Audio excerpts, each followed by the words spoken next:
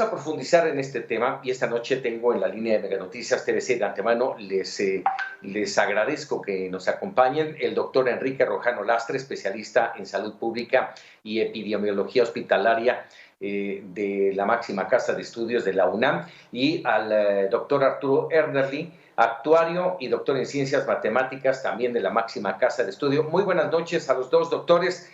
Qué amables que toman la oportunidad y nos dan la oportunidad de entrar a fondo con este tema. Muy buenas noches.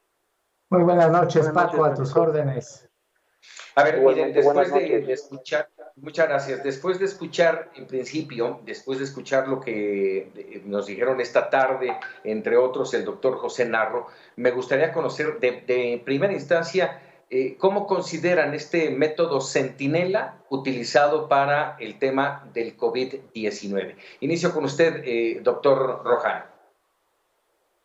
Sí, buenas noches, doctor Verdi, buenas noches, Francisco, buenas noches a todo el auditorio. Con muchísimo gusto puedo expresar en este caso mi opinión, que muy particularmente al escuchar lo que comentaban los anteriores especialistas, creo que es muy importante diferenciar que este tipo de método Centinela, en efecto, surge un buen efecto o una buena situación, una correlación en enfermedades de las cuales, por ejemplo, hemos comprobado, como influenza H1N1 y sarampión, que es una medición de manera regular y nos puede apoyar para la circulación, para conocer el número de casos y la incidencia, por supuesto, y para conocer también estimaciones anuales.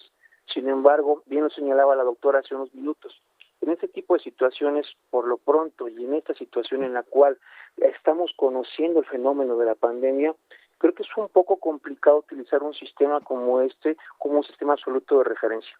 Creo que es importante, obviamente, en su punto, conocer que este tipo de sistemas, como bien se señala, las estimaciones puntualmente se realizan por medio de una serie de unidades monitoras de salud, actualmente conocidas como unidades monitoras de salud de enfermedades respiratorias virales.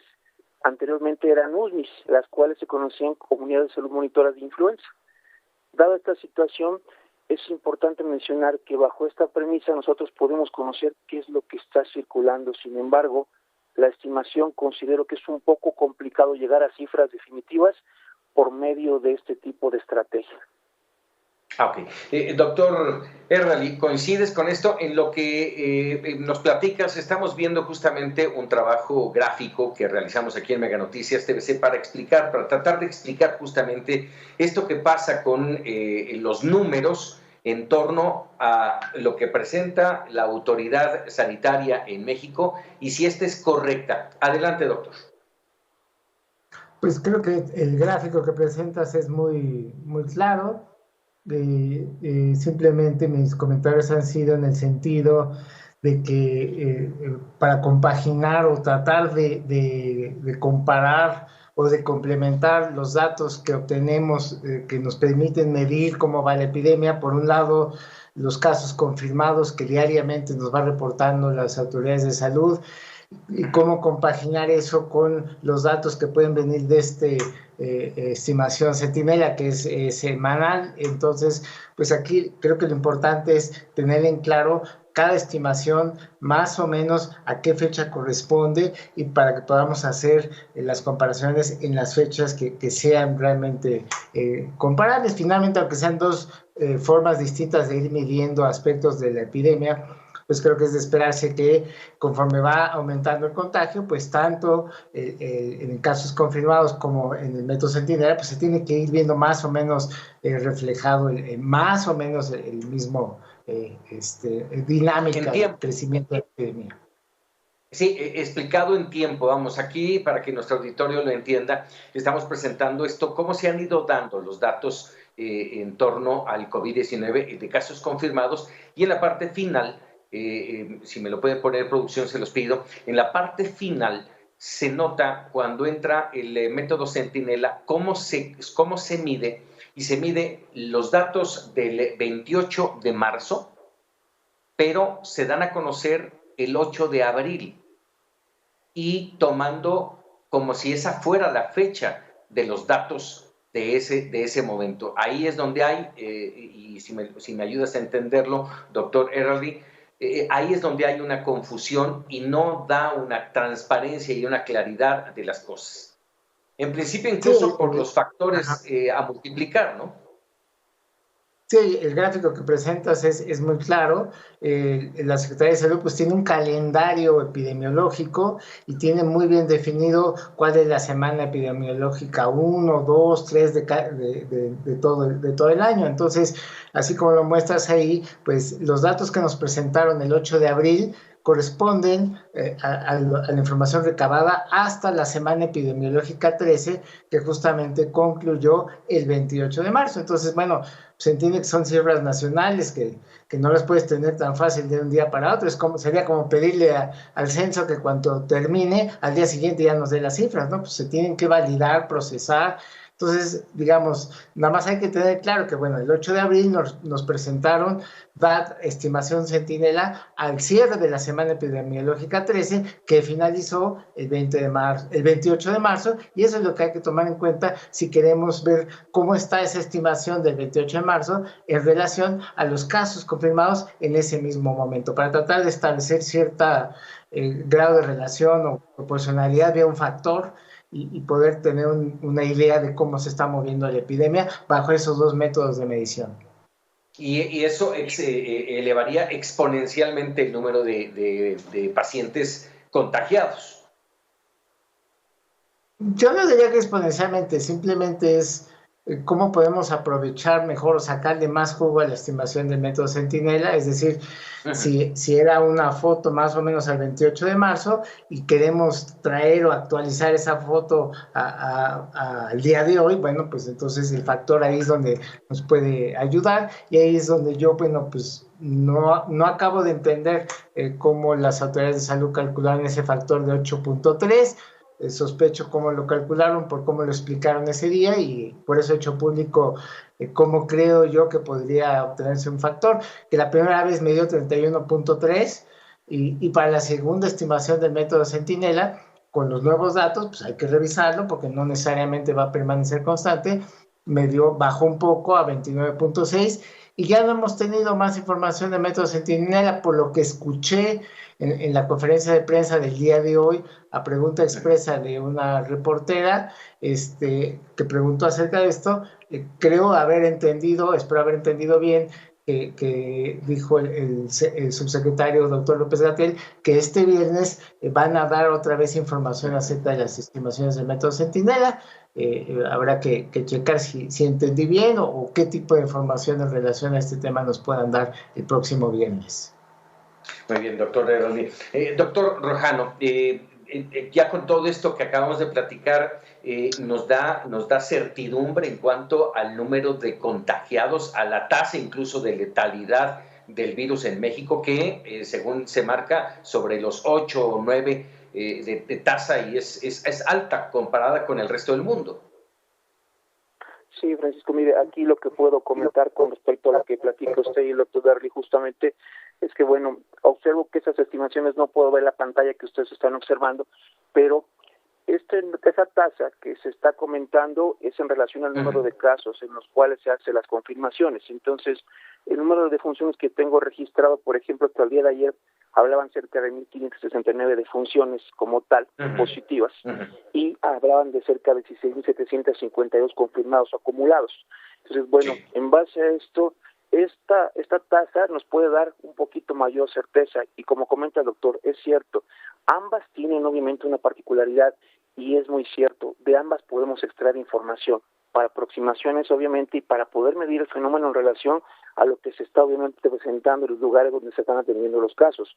Quizá aquí es importante comentar algo epidemiológicamente hablando. En relación a esto, y bien lo señalaba el doctor Ederle hace un momento, la recolección de datos y la información no es sencilla. Esta proviene de los hospitales que alimentan el subsistema de información de vigilancia epidemiológica a nivel nacional. Y es correcto, justo en este momento tan neurálgico de la pandemia en México, la obtención de información no es fácil. Esto tiene un proceso, desde luego, en el cual desde la codificación y la obtención de la misma, pues por supuesto nos permite hacerlo y lleva un tiempo en hacerlo. Esto creo que nos permitiría en algún momento, justamente con unas semanas de atraso, por lo menos en lo más pronto posible, saber cómo está en este instante la situación de la mortalidad, sobre todo en este caso, precisamente por COVID. Es un poquito complicado, y eso también yo lo puedo hacer de manera muy expresa. lo que ocurre con la circulación no solamente, y esto se ha dejado un poco de lado, no solamente circula COVID en nuestro país y en todo el mundo, también desde luego, además de SARS-CoV-2, tenemos influenza H1N1 todavía circulando en este punto, y es por esa razón en la cual yo también hago esa observación, donde se comenta por parte del subsecretario la relación de las neumonías atípicas. Creo que de manera muy específica, y esto desde luego creo que es importante comentarlo, esta correlación, las unidades monitores de salud de influenza o vigilancias de influenza anteriores, hoy día funcionan de esta forma. Las estimaciones, desde luego, aquí hay un dato interesante. De manera regular se hace un monitoreo al 100% de pacientes hospitalizados, dentro de los cuales la PCR para SARS-CoV-2 se toma al 100% de ellos, ¿sí? Al menos en este proceso se toma de esta forma y se hace un monitoreo ambulatorio de 1 de cada 10 de los pacientes. Entonces, en efecto, las estimaciones representan un poquito de complicación, quizá puedan dar lugar a algunas dudas momentáneamente, pero creo que es importante guiarnos sobre el número de confirmados. Creo que eso nos puede dar un poquito mayor idea con respecto a lo que está ocurriendo justamente en este momento con esta letalidad. Ahora, esto que me estás diciendo, doctor Rojano, me lleva al otro tema. Si bien, como los hemos escuchado, el método Centinela no es precisamente el mejor método para tener una estadística clara de la pandemia del COVID-19, el otro asunto era las pruebas, las PCR.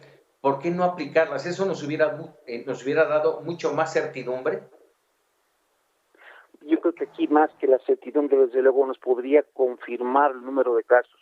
Bien, la idea es que, hablando de manera específica del número de casos que se pueden presentar, es importante recordar la forma de transmisión. Creo que aquí, con relación al número de casos, precisamente las pruebas o el PCR para SARS-CoV-2 específicamente nos dice justamente en algún punto, en presencia de signos y síntomas, justamente lo que queremos saber, si existe una infección por este COVID-19. ¿Qué ocurre en muchas ocasiones? Justamente esta certeza, puede haber un número de casos en los cuales pueden estar confirmados o no, y estos no tengan signos o síntomas. Entonces, en efecto, para conocer el número de casos, las pruebas, el PCR, incluso lo comenta la OMS a nivel mundial. Muchas de estas situaciones se basan justamente en las pruebas. Las pruebas son de gran utilidad, desde luego en diferentes escenarios como este, donde la transmisión es más intensa. Es importante comentar, y los esfuerzos, por supuesto, hay que guiarlos para toda la población, pero específicamente para estos grupos blancos, nos pueden ayudar un poquito más para conocer justamente la situación y la idea de la gravedad y cómo podemos abordar en algún momento para que justamente esta curva se aplane un poco más. Nosotros comentábamos justamente hace apenas un par de días en una reunión lo que ocurre realmente con respecto a esta situación de la curva. Y voy a hablar de manera muy responsable con respecto a la presentación de los casos. ¿Qué es lo que nosotros podemos observar en este momento? Hay un mayor número de contagios y esto, recordemos que el estar obviamente infectado es distinto a padecer la enfermedad. Cuando los signos y síntomas aparecen de manera franca, y es justamente en este momento en nuestro país, observamos un repunte en muchos hospitales muy importante y las cifras y las formas de presentación graves se están dando con una mayor incidencia en el número de casos y es un poquito complicado obviamente guiarlo a la población que se encuentra ambulatoria. Creo que las pruebas como tal, al menos en nuestro panorama, se están abocando de forma específica a la gente que se encuentra hospitalizada y de grupos blancos. Sin embargo, es correcto, las pruebas nos podrían dar un poquito de un mayor panorama o un mayor panorama en su momento determinado y saber realmente cuáles serían las cifras reales, Francisco. Así es. Doctor Early, a ver, en este entorno van a anunciar mañana una nueva actualización. ¿Qué podríamos esperar y si es todavía posible cambiar el rumbo de esta medición en plena fase 3? Pues el rumbo va cambiando día con día, es decir, los datos que lo que reflejan son los números de nuevos contagios, de nuevos fallecimientos, pues lo que van expresando es cómo va esa dinámica y son el resultado de los esfuerzos que estén haciendo. Entonces, todas las intervenciones que se están haciendo pues desde el gobierno con la participación de la población, pues es justamente lo que van modificando esa curva, que van determinando qué tan rápido crece o ya no crece tan rápido. Entonces, eso es una cuestión que se tiene que monitorear y calcular día con día, y cualquiera que esté haciendo seguimientos, calculando tasas de letalidad, o tratando de ajustar modelos de predicción, pues tiene que estar recalibrando sus modelos y sus predicciones todos los días. Sí, pero de manera seria. A ver, te pregunto, en este momento, si cambiamos al test que insiste mucho la Organización Mundial de la Salud, ¿es posible todavía? Eso lo desconozco porque es un tema operativo de posibilidades y recursos que pueda tener el gobierno federal. Evidentemente, pues cualquier acción adicional que no se haya hecho y que de repente se decida implementar va a tener un efecto en el desarrollo de la epidemia, pero creo que es importante tomar en cuenta que las características de cada país son muy distintas y que aún los países más ricos no tienen ni tiempo ni dinero para hacerles pruebas a todos. Todos los países tratan de hacer pues el mayor número de pruebas posibles, pero tratando de ser también eficientes en el uso de recursos. Entonces yo creo que debemos de ser cautelosos para estar comparando, o sea, con otros países. Qué bueno que veamos y estemos analizando lo que están haciendo otros países, pero hay que entender que la realidad de cada país, su distribución socioterritorial, sus características demográficas, sus medios de comunicación son muy distintos. Entonces las posibilidades de hacer pruebas y de acceder a población no son las mismas que, por ejemplo, en un país europeo chiquito, ¿no? Que es chiquito y todos están rápido comunicados, es más fácil acceder. En cambio, un país como México, con su tamaño, tan atomizada la población en muchos pueblos, rancherías, etcétera. Entonces, sí hay que ser cautelosos en cuanto a que no necesariamente las estrategias que han sido muy exitosas en otros países lo serían en México o son factibles para México. Así es. Pregunta para los dos, doctor Early, doctor Rojano. Con esto que acabamos de platicar, ¿cómo tener la confianza de que ahora nos dicen la curva se ha achatado? ¿Realmente se ha achatado? ¿Podemos confiar en ello? ¿Vienen? Ahora sí que como la fábula del Pedro y el Lobo, dicen, ya vienen 2 semanas complicadísimas. Y tenemos una curva achatada, ¿tenemos que preocuparnos o no? Doctor, perdón, sí, doctor, adelante, si gusta usted. Bueno, claro, yo creo que todavía estamos un poquito lejos de pensar en achatar una curva, Francisco, doctor Early. Creo que aquí en este punto lo más importante, bien lo mencionaba el doctor, seguir midiendo. Es importante seguir midiendo de alguna forma o de otra. Creo que no podemos todavía hablar justamente de esto, lo hemos observado en el fenómeno en la Ciudad de México, todavía nos encontramos justamente en el ascenso de la misma, los números aumentan. Creo que tendríamos que hablar más que otra cosa, achatar una curva, en conocer realmente cómo vamos a responder en este momento para el sistema de salud.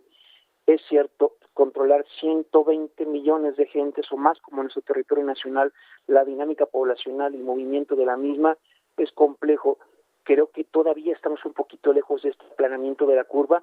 Sin embargo, esta medida de distanciamiento social y la movilidad pueden ayudarnos a que no se presenten mayor número de casos y no colapsemos obviamente en la atención. Ese es un punto que nosotros siempre tratamos de recalcar en todos los aspectos y no dejarlo de lado, Francisco. Creo que ese es el punto que yo pudiese aportar para poder cerrar esta parte. Es necesario continuar, desde luego, tratando de guardar esta sana distancia y, por supuesto, tratar de que el sistema, si necesitamos obviamente una atención en base a signos y síntomas graves, no podamos obviamente o podamos acudir dependiendo de la situación en el caso del paciente y no obviamente colapsar los sistemas. Creo que aún estamos un poquito lejos, insisto, por 4ª ocasión y es necesario seguir haciendo mediciones. Doctor Early.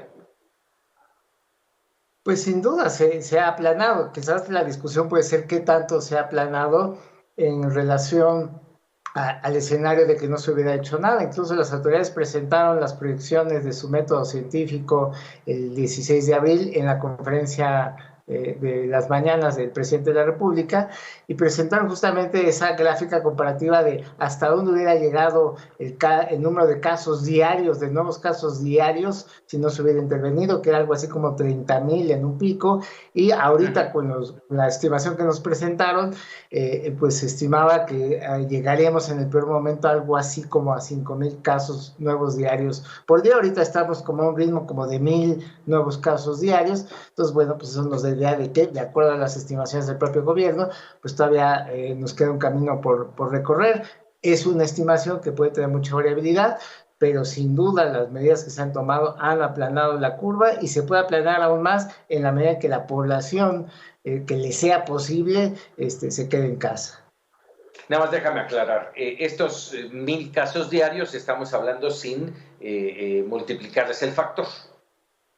No, el factor es para tratar de darnos idea cómo está el contagio de casos estimados de los que no se ven. Es decir, los casos confirmados son, como lo explicaron las autoridades, los que sí se pueden ver porque los están confirmando con pruebas de laboratorio. Pero se sabe que hay más casos pues que ahí andan y que no es posible o no fue posible en su momento hacerles pruebas porque fueron casos pues leves, ¿no? Entonces pues fueron a una clínica y se les diagnosticó, pero era claramente una sintomatología leve, ¿no?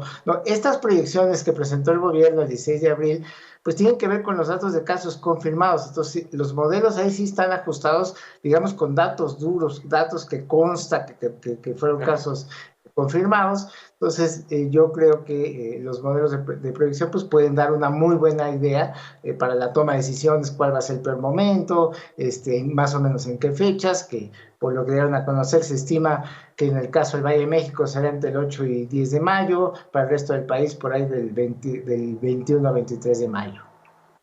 Perspectivas, como última pregunta, doctor Early, perspectivas, ¿cómo ves el panorama? Pues el panorama yo lo veo en términos de lo que yo puedo entender o medir, que es en el caso de la información. Pues si lo comparo con la epidemia anterior, que fue la del 2009, pues el acceso a la información es muchísimo mayor. O sea, yo sí me acuerdo que había muy poca información de la epidemia, y no porque el gobierno no quisiera, sino porque no había ni las herramientas tecnológicas que hay ahora, ni el acceso a las redes sociales que hay ahora. En cambio, lo comparo con 2009 ahora, pues es un mundo de diferencia en cuanto a la agilidad de la comunicación de las autoridades con medios de comunicación, con la ciudadanía, el acceso a datos, a información. De hecho, los mismos cuestionamientos que yo he podido posicionar y hacer públicos, pues son gracias a la transparencia, a la apertura que hay para que cualquier ciudadano pueda expresar y dar a conocer sus puntos de vista. Muy bien. Doctor Rojan. Sí, pues Francisco, yo creo que aquí el panorama y las aportaciones al final de todo esto es, pues primero, es importante que los tres órdenes de gobierno pues puedan participar de manera ordenada, y también es importante la respuesta de la sociedad. Creo que la contribución más grande que pudieras en este momento comentar para finalizar el tema con ustedes es que justamente ninguna situación que podamos plantear a nivel gubernamental va a ser exitosa si realmente el resto de la población no se apega al proceso. Entonces es necesario seguir concientizando a la gente para que esta sana distancia y justamente esta situación del aislamiento social nos pueda apoyar justamente para que en las próximas semanas pues no caigamos al borde del colapso como ocurre en otros lugares. Insisto, no podemos comparar tampoco obviamente otros sistemas, sería realmente algo muy aventurado, pero sí considero que si podemos obviamente cumplir con esta parte, y si la población apoya obviamente a los tres órdenes de gobierno, podemos tener un panorama distinto en las próximas semanas, y esperemos obviamente que todos podamos estar de pie al término de esto. Doctor Enrique Rojano Lastra, especialista en salud pública y epidemiología hospitalaria, muchísimas gracias por tu participación. Igualmente al doctor, se me fue tu nombre, perdóname, doctor. Arturo Erdely. Arturo Erdely, así es, actuario y doctor en ciencia matemática de la UNAM, profesor de tiempo completo de la FES Acatlán en la UNAM. Te agradezco muchísimo, muchas gracias a los dos por tratar y ayudarnos a entender este método Centinela. Muchísimas gracias. Buenas noches, mucho gusto.